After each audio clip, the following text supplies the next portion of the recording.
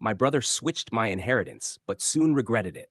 For nearly 5 years, Daniel's life revolved around his father's declining health. Heart problems, arthritis, and the creeping fog of age had left his once vigorous father frail and dependent. Daniel never complained. He adjusted his work schedule, gave up weekends, and even moved back into the old family home for a time. He managed medications, doctor visits, and the endless tide of small daily needs that wore down patience but deepened love. His siblings had their reasons for being less present. His older stepbrother, Eric, was busy with his own business ventures, always claiming he was too swamped to help. His stepmother, Linda, did what she could, but she leaned heavily on Daniel, often thanking him with watery eyes as he stayed late into the night. The neighbors noticed. The nurses noticed. Even the family lawyer had once said quietly, "Daniel, your father is lucky to have you. Not every child steps up like this." Daniel never asked for recognition. He did it out of love. Still, in the quiet hours, he assumed his father would acknowledge the sacrifices somehow when the time came. Eric had always been charming, the kind of man who walked into a room and immediately made people feel like they were on his side. He could make a joke, tell a story, and suddenly he wasn't just your stepbrother. He was your good buddy, Eric. Daniel had seen the cracks before. The way Eric manipulated business partners, how he forgot to pay debts until people gave up asking. But Eric always landed on his feet. After their father's health worsened, Eric began visiting more often. At first, Daniel thought maybe guilt had finally caught up with him. But the visits were short, strategically timed when lawyers or financial advisors were around. Daniel overheard snippets of conversations between Eric and Linda. Daniel's not really good with money. Dad would want someone who can manage it properly. He's probably just helping so he can cash in later. You have to think about who really deserves it. At first, Linda dismissed the comments. But over time, Daniel noticed her hesitations. Where she once smiled at him with gratitude, now there was doubt in her eyes. She began to second guess him on small things, how he ordered medication, how he managed the household accounts. Eric's poison was working. The day of the will reading was supposed to be straightforward. Their father had passed quietly, and Daniel was still raw with grief. The lawyer gathered the family in a somber conference room, the kind with polished wood and heavy silence. Daniel sat with folded hands, ready to hear the formalities. He expected fairness. Instead, he was blindsided. The new will left the majority of the estate, nearly 70%, to Eric. Linda was granted a comfortable portion. Daniel's share, once intended to be equal, had been slashed to almost nothing, a token sum, barely enough to cover the funeral costs he had already paid out of pocket. Daniel's stomach dropped.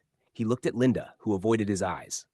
Eric, on the other hand, wore a smirk so faint only Daniel noticed. After the reading, Daniel confronted him in the hallway. "You did this. You twisted things." Eric shrugged. "Don't take it personally, little brother. Dad would have wanted the money in capable hands. You'll get over it." That smug tone, that condescension, it burned in Daniel's chest. That was the moment Daniel decided Eric wasn't going to win. Daniel spent weeks in quiet anger. Every bill he had paid for his father's care replayed in his mind.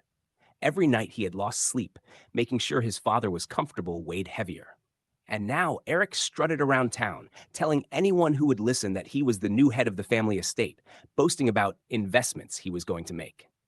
But Daniel wasn't reckless. He didn't scream, didn't threaten. Instead, he started to dig. He went back through old emails, bank records, and receipts.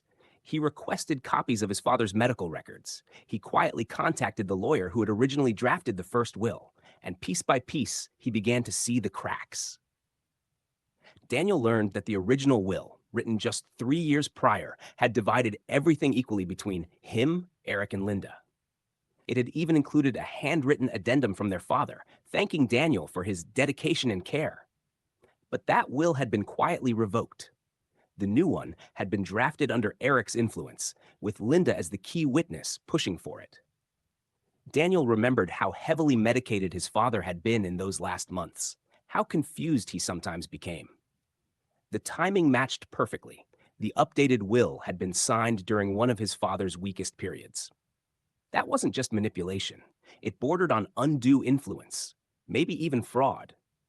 Daniel didn't go in guns blazing. Instead, he gathered allies: the family doctor, who could testify to his father's state of mind; the nurse, who recalled Eric showing up suddenly with papers; neighbors, who remembered seeing Daniel caring for his father daily, while Eric only appeared when lawyers visited. And most importantly, Daniel had financial records. Every penny he had spent, every invoice for care, every check he had covered. He had built a case, and he was ready to use it. When Daniel's lawyer filed the petition to contest the will, Eric laughed it off. "Waste of money, little brother. You'll lose. I've got this sewn up." But arrogance blinds.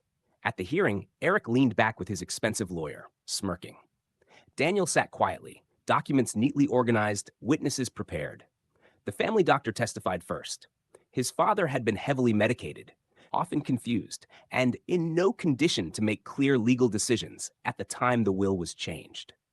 The nurse followed, describing Eric's sudden appearances with documents and how uncomfortable she had felt.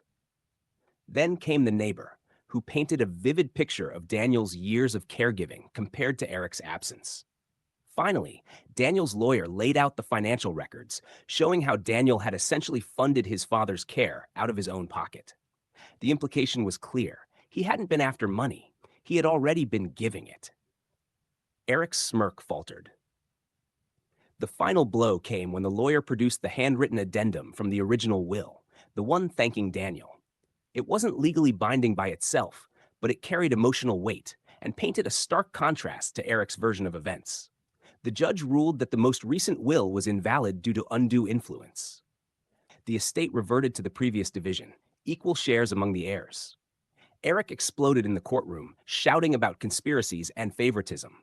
The judge silenced him swiftly. When the family gathered afterward, Eric stormed out, refusing to look at Daniel. Linda sat quietly, shame etched across her face. For the first time in months, Daniel felt the weight lift. He hadn't just reclaimed what was his, he had exposed Eric for what he truly was: a manipulator who tried to twist grief into profit. Life moved forward. The estate was divided fairly, as it should have been from the start. Daniel used his share responsibly, paying off debts, securing his future, and honoring his father's memory. Eric, meanwhile, found himself isolated. His reputation had been shredded not by rumors, but by facts laid bare in court. Business partners grew wary, friends drifted away. Even Linda, who had once defended him, kept her distance. For Daniel, revenge hadn't been loud or violent. It had been patient, methodical, and just. And as he walked past his father's old study one evening, he felt a quiet satisfaction. Justice had been served, not just for him, but for the man who had raised him. Like and subscribe. Share if this has ever happened to you or someone you know.